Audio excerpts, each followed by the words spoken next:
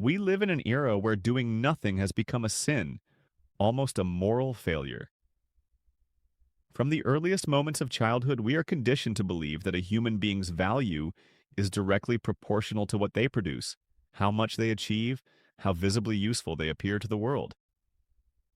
Rest is permitted only when it serves a clear instrumental purpose, recharging the batteries so we can return to work more efficiently tomorrow. Love itself has been turned into a project. It must be healthy, growth-oriented, emotionally mature, always progressing towards some better version.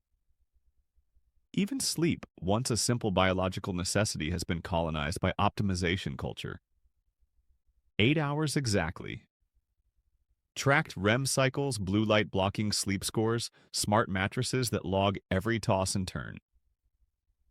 We have quietly, almost imperceptibly lost the fundamental right to simply exist without justification. This shift did not happen overnight. It is the culmination of decades of cultural, economic, and technological pressures that gradually redefined human worth. In the past, identity was often tied to belonging to family, community, tradition, faith. Today, it is tied to performance. You are not valuable because you are here, because you breathe, because you feel joy or pain. You are valuable only insofar as you deliver results, generate output, contribute to GDP, post content, hit targets, build your personal brand. The moment you stop producing, the moment you pause without a strategic reason, the system whispers and sometimes screams, "You are wasting your potential. You are falling behind. You are becoming irrelevant." And the most cruel part? This voice is no longer coming primarily from bosses, teachers, or parents. It lives inside us now. We have internalized the gaze of productivity so completely that we police ourselves more ruthlessly than any external authority ever could.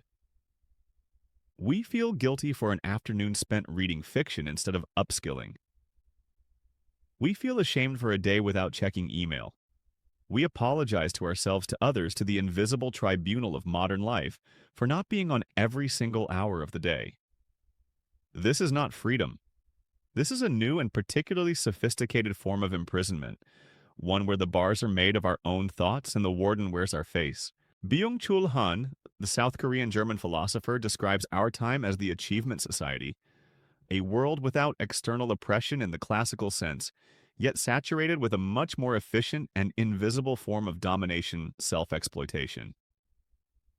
In the old disciplinary society, there was a clear oppressor, the factory owner, the state, the church, and there was a clear boundary between work time and free time. You knew when you were being exploited because someone else was doing the exploiting. Today, that boundary has collapsed. There is no longer a clear them and us. We have become both victim and perpetrator. We exploit ourselves voluntarily, enthusiastically, even proudly. The inner manager never sleeps. It wakes you up at 5 a.m. with reminders of what you haven't accomplished yet. It scrolls through social media with you at midnight, comparing your life to carefully curated highlight reels. It turns every activity into a performance metric. Steps pages read words, written followers gained calories, burned meditation streak days. There is no escape because the oppressor now lives in your skull and speaks in your own voice. More, faster, better, don't stop. You can always do more. Even leisure has been stripped of its innocence. A walk in the forest is no longer just a walk. It must be mindful, tracked, photographed, shared. A cup of coffee with a friend must be intentional and nourishing. Reading for pleasure?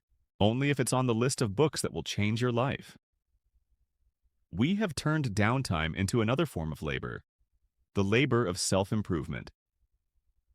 The result is a strange paradox. We are more exhausted than ever before, yet we cannot admit it because admitting exhaustion would mean admitting failure. And failure in the achievement society is the closest thing we have to original sin. We live in permanent acceleration and never arrive. There is always another level, another milestone, another version of ourselves waiting just around the corner. If only we push a little harder.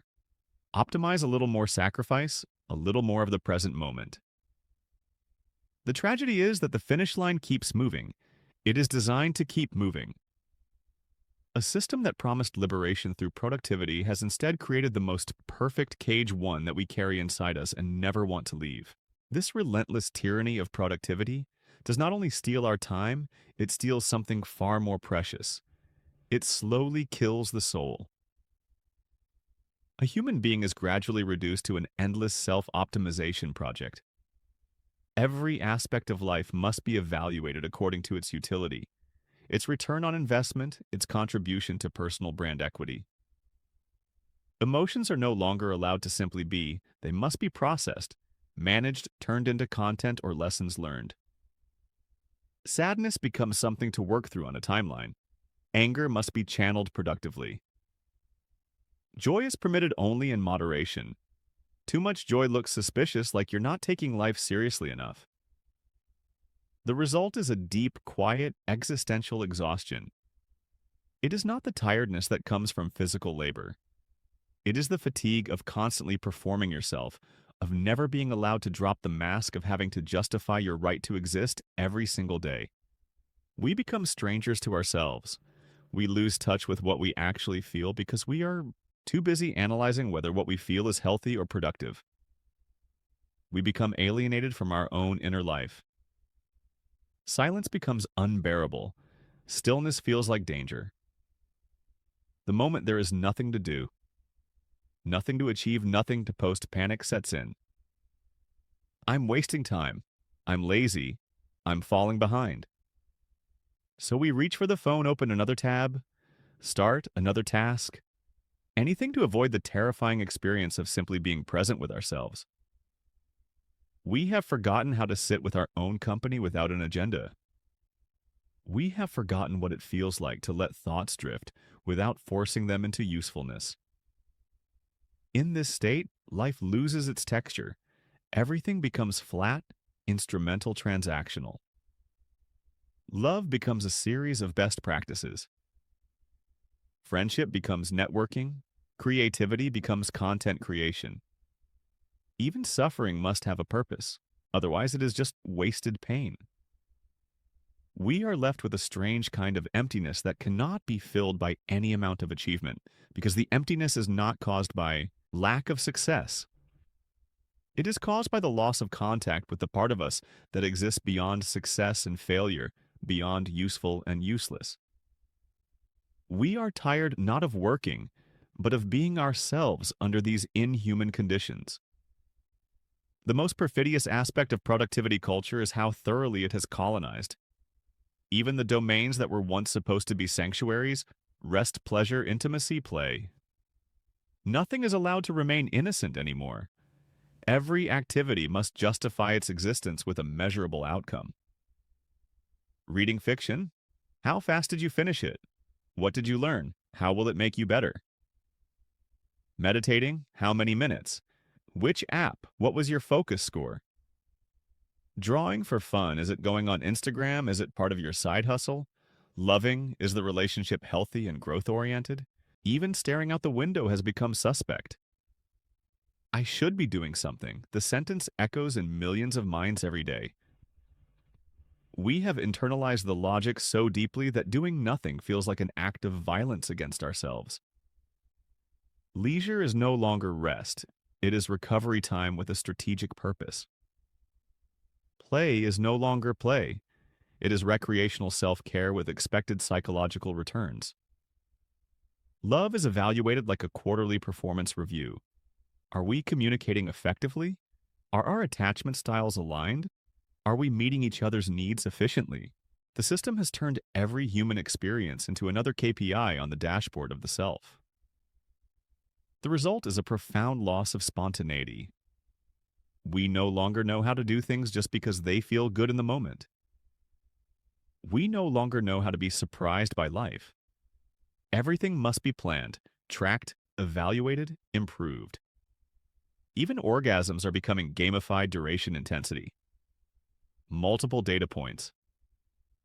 This colonization is so complete that many people can no longer imagine an activity without a goal attached to it. The idea of doing something purely for its own sake feels foreign, almost immoral. Why would you waste time on that? Becomes the automatic response to anything that doesn't visibly contribute to growth, income status, or personal brand. We have forgotten that some things, the most important things, have no why, beyond the fact that they exist and we exist with them. A sunset does not need to be productive. A hug does not need to be optimized. A moment of laughter does not need to be monetized. Yet we have trained ourselves to treat them as if they do. And in doing so, we have impoverished our own lives more than any external force ever could. True freedom begins exactly where the logic of profit loss utility and return on investment ends. True freedom is the radical permission to do something completely useless and to do it without apology, without explanation, without turning it into content or self-improvement. Scribble chaotic lines with crayons like a 5-year-old who has never heard of technique. Sit on a park bench watching clouds for 40 minutes without taking a single photo. Sing loudly and horribly off-key in the shower just because the sound feels good in your chest. Dance alone in the kitchen to music no one else likes.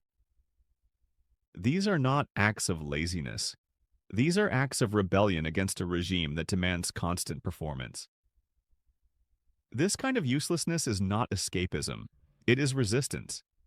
It is a deliberate refusal to let every second of life be colonized by the demand for output. It is a reclaiming of time that belongs to no one but you.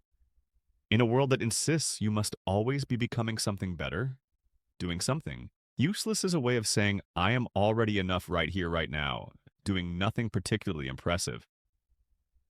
The moment you allow yourself this kind of freedom, something remarkable happens. The constant background noise of self-judgment begins to quiet. You stop being a project and start being a person again. You remember what it feels like to exist without a to-do list hovering over your head. You rediscover the simple joy of sensation, the warmth of sun on skin, the taste of coffee, the sound of wind in leaves without needing to turn those sensations into achievements. This freedom is terrifying at first. The mind trained for decades to equate worth with productivity panics. This is a waste. You're falling behind. You should be doing something useful. That voice is loud, but it is not the truth. It is the echo of conditioning. Every time you choose uselessness anyway, you chip away at the power of that voice. Every time you sit in silence without reaching for your phone, you reclaim a small piece of your soul. Slowly, almost imperceptibly, you begin to remember who you were before the world convinced you that being is not enough, that you must always be doing, producing, proving. A truly useless hobby is not a break from work. It is something far more radical. It is a sacred act of existence itself. You do it not to achieve, not to progress, not to post, not to relax, so you can work harder later. You do it simply because you are alive, and this moment is here. There is no finish line, no progress bar, no aesthetic for the gram, no future utility. You paint messy flowers because the colors feel good on the brush. You build tiny towers out of stones because watching them fall is interesting. You hum melodies you make up on the spot because the vibration in your throat makes you smile. In that space of pure uselessness, something profound opens up. You stop performing for the world and you simply are. And in that being, you discover that existence itself is already beautiful. You do not need to earn the right to be here. You do not need to justify your presence with output. The moment you accept this, the whole edifice of productivity guilt begins to crack. You realize that the voice telling you you're wasting time is lying. Time spent in useless joy is not wasted. It is the only time that is truly yours. This kind of activity restores contact with the soul. Not the romanticized Instagram-ready soul, but the real messy, contradictory, sometimes boring soul that exists beneath all the layers of optimization. When you allow yourself to do something with no purpose beyond the doing, you give that soul room to breathe. You give it permission to show up without a performance review, and slowly, almost shyly, it does. You begin to feel things again, not as problems to solve or content to create, but as experiences to inhabit. Sadness can be sad without needing to be healed. Joy can be joyful without needing to be sustainable. Wonder can be wonderful without needing to be monetized. This is the opposite of escapism. This is the most direct confrontation with reality, stripped of all the productivity filters we usually place over it. In uselessness, we meet ourselves again, not as projects, not as brands, not as optimized machines, but as living, breathing, feeling beings who are allowed to exist for no other reason than the fact that they do exist. Learning to embrace uselessness hurts deeply at first.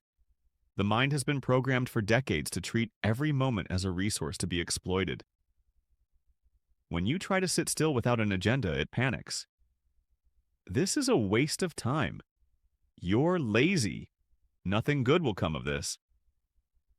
You should be doing something useful. The voice is loud, convincing, familiar. It feels like morality itself. You have to be willing to walk straight through that discomfort to let the anxiety rise and not run from it. You have to allow boredom to exist without immediately medicating it with stimulation. You have to tolerate awkward silence without reaching for your phone. You have to sit with the fear that you are falling behind, that the world is moving forward while you stand still, and do it anyway. This is not easy.